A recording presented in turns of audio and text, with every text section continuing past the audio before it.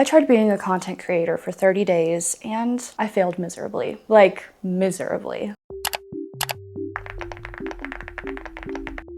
Hi guys, my name is Jade Ware and welcome to another video. Welcome to an official setup. We have the mics, we have the lighting. I'm hoping the lighting doesn't die at any point in this video. I may or may not have charged my ring light, so I don't know. I also think I have an eyelash in my eye. So, you know, please hold. I called this meeting today because it's a serious fucking meeting, so I hope you're clocked in. As you've seen by the title, as you've seen by the intro of this video, I have been taking my content creation seriously for the past 30 days because I am unemployed. I have considered myself a content creator for the past month because since I left my toxic 9-to-5 job, I have started to create content. And I'm gonna share about my experience thus far with you guys today. Of course, a sit-down video, a proper shirt, we have to have a disclaimer. One disclaimer is that this is all just my opinion and my journey. Second disclaimer is I am still learning. So this is not a video for you to spread hate on why my videos suck. Yes, I am very sensitive. I am a Gemini and I don't want to talk about it. Thank you. So for those of you that don't know, I had a previous YouTube channel before this one where I had been posting since high school. Not consistently, but kind of consistently enough you kind of knew I always wanted to be a YouTuber. I was actually watching my very old vlogs the other day on that channel and that was such a whirlwind. And after being on that channel for years and it having literally no growth, I made this YouTube channel that you guys are watching this video on today. And since I created a new YouTube channel, I have to say I've seen more growth in the past month than I did on that YouTube channel in 2 years. It's crazy. I'm still figuring out this social media stuff, this algorithm stuff. None of it makes sense to me at this point. So let's get into my complete experience of being a content creator on this channel. To start off on a more positive note in this video, on a high note, if you will, we'll go over the positives that I have observed in my journey thus far and some positive things that have happened while I've been consistently posting for a month. One positive / thing I have observed is consistency really is key when it comes to you wanting to be a content creator. So I consistently post short form content, vertical content, and then I have my long form content that I also post on YouTube. Typically those videos can be like anywhere from 10 to 30 minutes long. I try to keep it on the longer side because that's the media I like to consume. And typically it does a little bit better than just posting maybe a 10-minute video. People kind of like long form content a little bit more. But then you have the other side of the spectrum where people also love just like a 30-second clip and it's quick. So at least once or twice a day, I will post a short form video or a vertical video. So that could be like a TikTok, something on my YouTube, on my Instagram. Typically on YouTube and Instagram right now, I post the same videos. If you've been following my channel or if you're a new subscriber, you've probably seen me from my Word of the Day series, or I post like little montage vlogs to like a popular song. Sometimes I have like a cute TikTok that I also post on YouTube. It kind of all intertwines together. Most of the content that you see on YouTube, you also see on TikTok because it kind of just makes it easier that way to spread the content on all platforms because I will get burnt out. Yes, I will get burnt out. Thank you. What I've noticed, and you have to keep in mind, I am like a YouTube girly. I grew up on long form content. I grew up on the Liza Koshy videos, on Emma Chamberlain. Those were the videos that I watched and things are so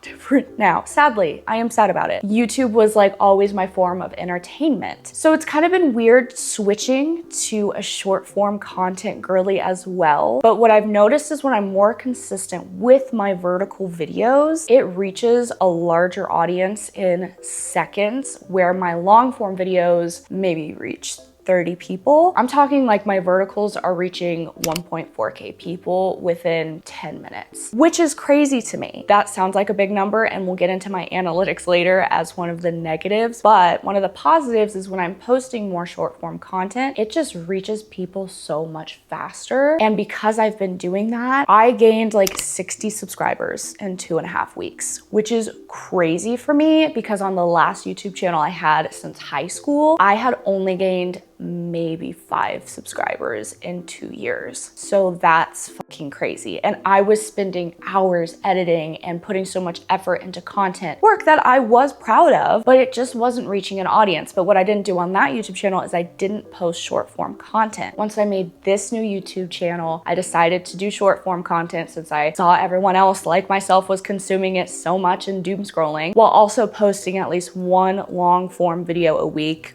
sometimes too if I was feeling, you know, feisty. What I've also noticed when I post my vertical videos is if I have a long form video coming out that week and I want it to get a little bit more traction, because typically those videos for me aren't doing well, but my vertical videos are right now. Whenever I have a longer video coming out, I make sure as soon as that video is posted, I post a vertical video along with it. There's actually a button that you can press in the YouTube Studio app. And with my short form video, there's a section you can hit related video and it will tag or link the video that is related to the short form content that you had just created. When I do this, I see a major difference on my long form video. If I'm posting a longer YouTube video on its own, it will probably reach 5 people. If I attach it with a vertical, it shoots up to 50 to 100, which is huge to me. And I also don't really understand why. So I've just really been prioritizing my short form content and making sure whenever I do have a longer video, I have a short form video to accompany it. We getting into the tea, y'all. Is this a mug from TJ Maxx? How did you know?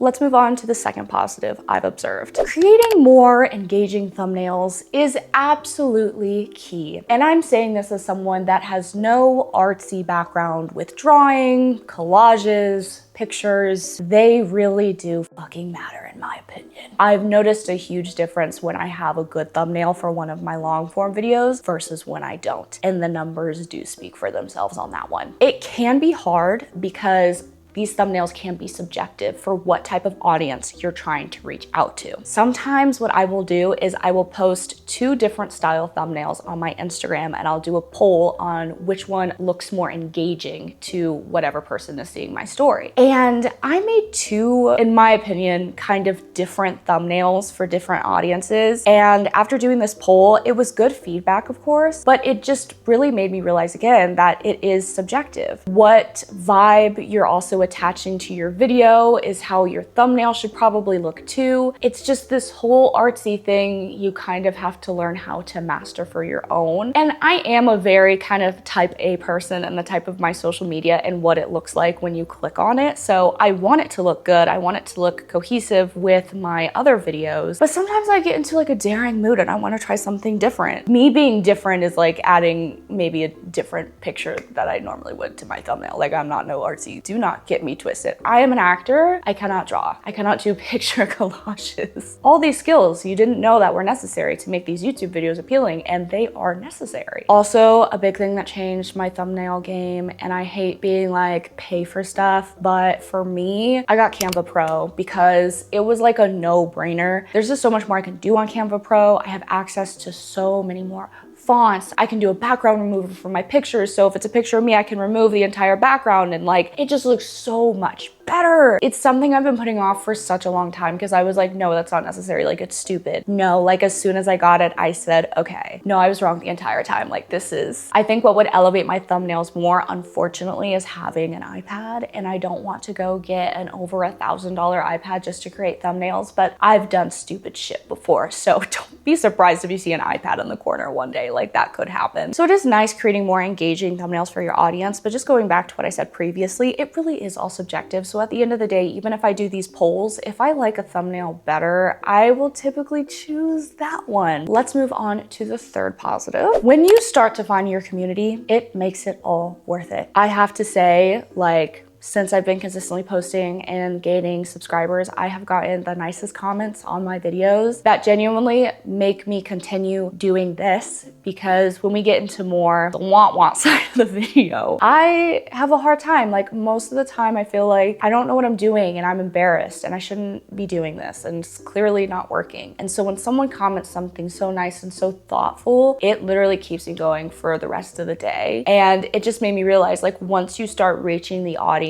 of people that love to just follow you because you're creative, want to see you on your journey, it makes such a big difference. And it motivates me to keep going, to keep being creative, because there's just a lot of downtime where I don't really hear anything or I don't see as much improvement as I think I should be seeing. So when people just take a few seconds out of their day to leave a nice comment, it seriously like changes my day from a horrible one to like the best day ever. I mean, it's not like content creation is hard, as in being a doctor hard. Obviously you can't compare compare those two things, but it is a job. And I think because you're in front of the camera a lot of the time, it can do with appearances and always trying to keep the energy high and entertain people. Sometimes I think it can get lost in translation that you can just show that you're a human and that you're struggling and that you're a small content creator and you still don't really know what you're doing, but you're just trying it because you know you'd love to do this for like the rest of your life, along with acting. Like if an agent wants to sign me, that would be amazing too. I mean, this has been hard and there's been a lot of challenges that I have faced with this, but again, just seeing those comments when I see people do appreciate the effort I put into these videos and posting, like the hours I spend editing and just trying to learn as much as I can, I really appreciate it. Unfortunately, this does lead me into some negative experiences I have faced as being a content creator for 30 days. This is hard for me to talk about and I don't want to spiral on it too much because honestly, I think about it like every second of the day, which is really unhealthy. My analytics are less than ideal. So I have gained 60 subscribers in 2.5 weeks, which is fucking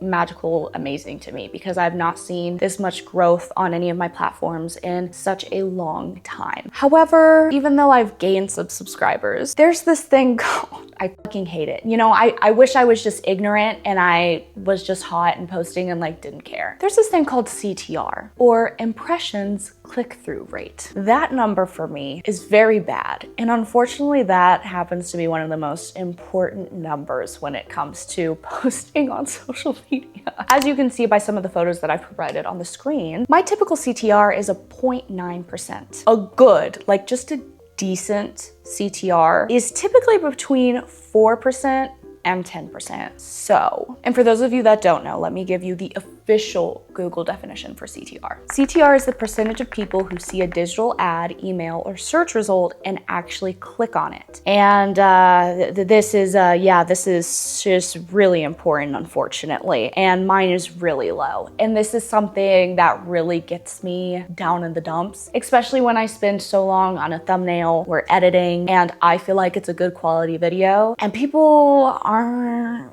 going to it. Or when I also see that most people, for example, if I have a long form video that's 17 minutes, most people are only watching that video for 3 minutes. Yeah, can we just start crying? Like actually, I am fucking traumatized right now. I don't completely know why all my analytics kind of suck. There's some areas where of course you can see growth and it's looking good, but the main numbers that matter are actually really low. And this has been a huge struggle for me. I've tried to be more engaging and ask for video ideas, but even right now on my Instagram, it's just a lot of people I know. Like my friends would comment for sure, but I also have some film people on there and like directors where I feel like it's embarrassing because you don't have fans. Like who, I don't think anyone actually cares if I post a video. Like I'm on no set schedule. Like no one's really looking forward to my videos, I don't think. So I just feel embarrassed kind of asking for video ideas. I have in the past and I have had like maybe one person reply, which thank you for that one person, but definitely makes me sad because I just think no one cares. And I try to like be engaging and do the best I can, but analytics, I look at them every day and I shouldn't. That's a really bad habit, but I feel like it's pivotal right now being such a small content creator just to see maybe what I can improve on if my numbers are getting better.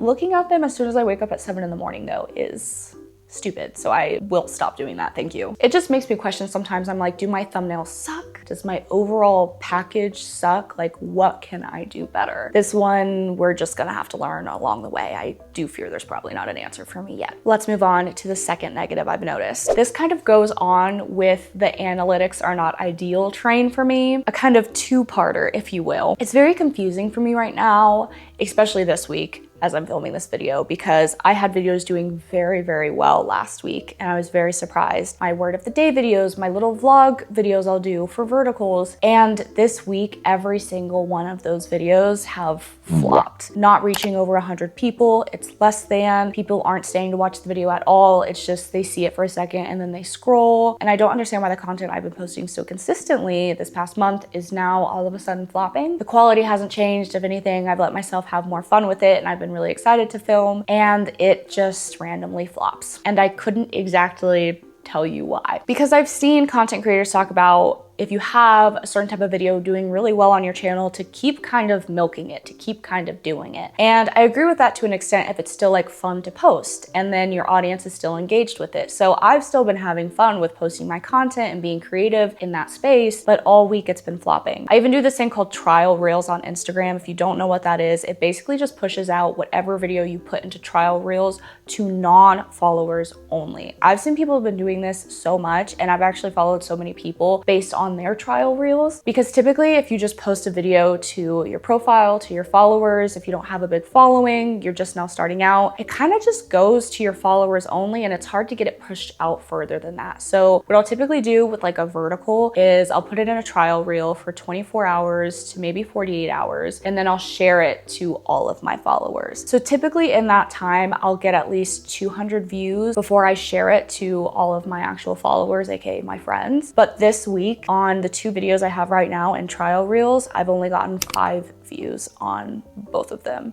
I'm gonna start crying. No, like I'm just gonna start crying. I have a lot of fun filming my word of the day videos, as cheesy and campy as they are. I think that's why I have so much fun with them, because it's just like, there's no pressure. Like I can just be kind of a stupid bitch. I've just been reading a lot recently, and there were a lot of words that I just didn't know. And so I saw a need and I needed to fill a need. If you know that, that's from the movie Robots, it's whatever. I thought it was a great idea, and I hadn't seen anyone do anything like that. I think the New York Times or something has Wordle, and like people will do like word of the day stuff on their phone, but I haven't seen many people make videos about it. So I thought it was a good idea, and it's making me sad that it's not really getting the engagement this week that it was getting. So it is just 1 week, but I do catastrophize, and I'm like, this is like a forever thing and I'm doomed. So we will see where it goes, but I would love to keep making those videos because I have fun and I like being educated. And also some of the words I find in my books are fucking funny. Like cantankerous, that's a good word. I'm not gonna tell you the definition, you're gonna have to go watch my videos. And then we'll move on to the final negative observation of this video. The amount of times I compare myself to others now is crazy. I was already doing that before. It is 20 times worse now. Especially when I'm scrolling on social media and I'm seeing people get like 200K likes, not even just views, likes, which is,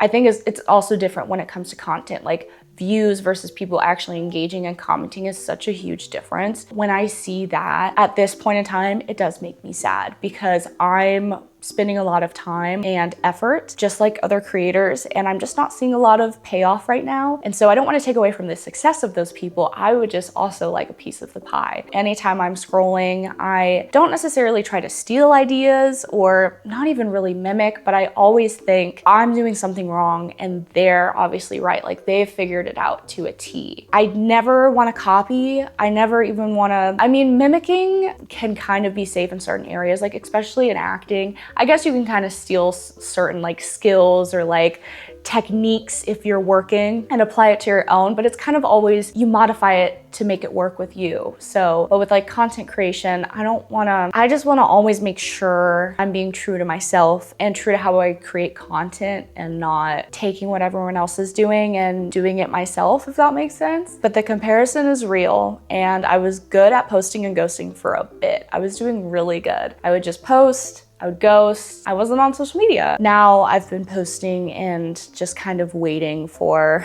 my life to work, and it just hasn't. But it's just a constant journey every day now that we're in this age of social media. I think it's a skill that I'm honestly gonna have to learn, to not compare myself. It's only gonna help me more when I get into the acting industry. That's a whole nother video we could talk about. Oh yeah, and my acting career isn't working out, so like I'm fucked. I'm 24, I'm learning. But it also brings me to the conclusion as well, like with comparison, is that this stuff really does not happen overnight. For some people, for sure it happens overnight.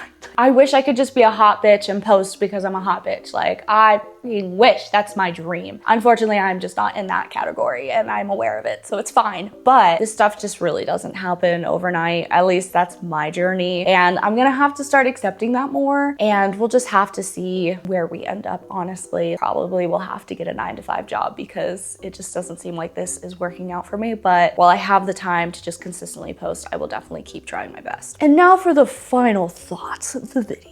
I genuinely love making content and I love being creative. I think YouTube has opened a space for me to see a community I can build faster than acting. Acting is my dream career. I got my BFA in theater, so I am an actor, but I also don't have an agent, and I'm trying to get into the professional realm, but it's not really working out for me at all. So I would love for acting to be like my career, but I love YouTube because I can instantly be creative. I can make something, it's in my hands. Like whatever I want to make, I have the ability to do that. And I love that. Whereas with acting, sure, I could do like a short film, but I just don't have the crew. I don't have the complete equipment to go out and do that stuff all the time, which is probably a mental block I'll have to get over and just make content. And I've done that before and I don't like how it turns out because really you need a crew, because the crew is shit. You can't do anything without crew. So that's why I put a lot of pressure on YouTube, because it just feels like my creativity just really pays off in the way I want it to. Not really with all my analytics right now, but it's just even filming a video and then editing it and then posting it. I get this release of like, I was creative today and here's what I have to show for it. Where acting, it feels like there's a lot of waiting around and emails that people don't respond to when I email them. So I just wonder sometimes why I'm not growing as fast as I would like to. I'm so appreciative for the growth that has happened thus far. Like, it's genuinely crazy how many subscribers I have gained for me. I just really want it to be my time and I really want to be a content creator now. So I put a lot of pressure on how much growth I should be seeing in order to get my bills paid. Which also kind of leads into my next thought, which it really is about the journey and not the destination, which I think has been a huge reminder for me. I always am caught up in future and like, what's the next milestone? And I think I honestly think about that stuff again, because I know when I get there, I can pay my bills with that. And that's kind of like a huge thing, because I want to treat this as a job, which doesn't have to be a negative thing. It doesn't mean I'm not being myself more. It just means I can do more what I want to do instead of working for someone else that I don't like, because I did that at my last job and that was like soul crushing. But it is really about the journey, not the destination. So I have to remind myself that. Also, I think it is beneficial in some ways to like look at my analytics or look at other content creators and see what's trending, especially on TikTok, you know, with the different hashtags or dances. What I can't do a dance, so like I'm already fucked there. But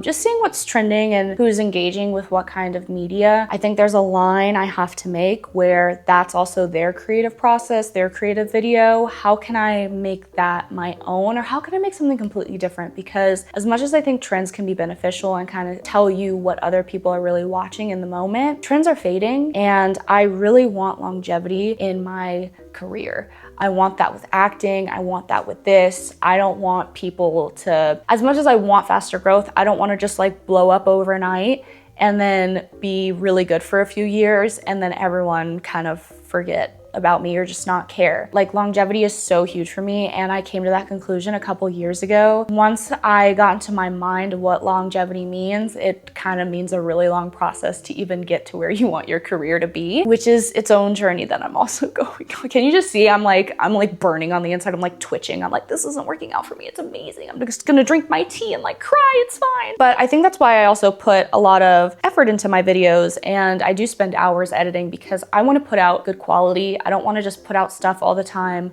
for the sake of knowing it'll blow up or just because everyone else is doing it. Like, if I'm not happy with the quality of my video, I don't want to post it. I'm in it for longevity, and I hope that's a good thing. Right now, I just feel like I'm crumbling. And for those of you that watch my content, you guys would know that I typically post like vlogs. What I've noticed in the past 30 days is I feel like I fell into this trap of having very curated vlogs, of having them be very a spring reset and getting my life together. When I say I grew up on like Liza Koshy, Emma Chamberlain, they were just having fun filming their lives. They weren't living their lives to just film it. And that's a huge difference for me. And I feel like I've fallen into this trap where I feel like I can't vlog unless I'm like doing a lot of stuff. The YouTubers that I watch, they do random shit. Like, they do the most random shit. They will just clean their closet and it will be a 10-minute video and I'm sad. I just love vlogs because you see the behind the scenes of someone and you kind of get more of a glimpse into what it means to be human. It's not like this perfect curated video. It's just a vlog, and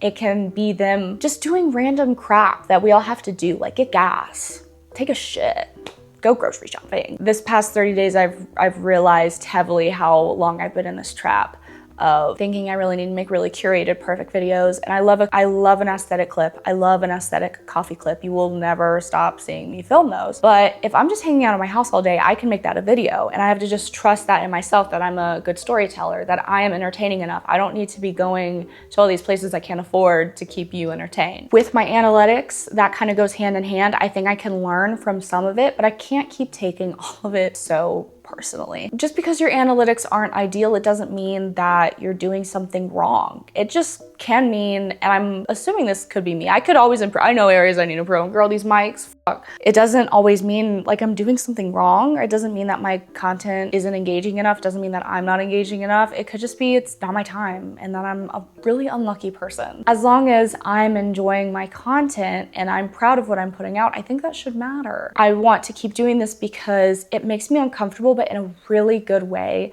I feel like I find myself every video I make, like a new version of myself is unlocked that is more confident and can speak to people. And I think that's really important. It also just shows me, like, even right now during this time, a lot of people aren't really engaging with my content, but I think my content is worth it. I think it's worth investing in. And I feel like if I just keep on with that mindset, eventually it will pay off because I'm in it for longevity. I still have a lot to learn, but I don't think my videos completely suck all the time. That is the end of the video. I'm looking at the camera right now and I've been filming for 40 minutes. So, okay, so I'm gonna be editing today.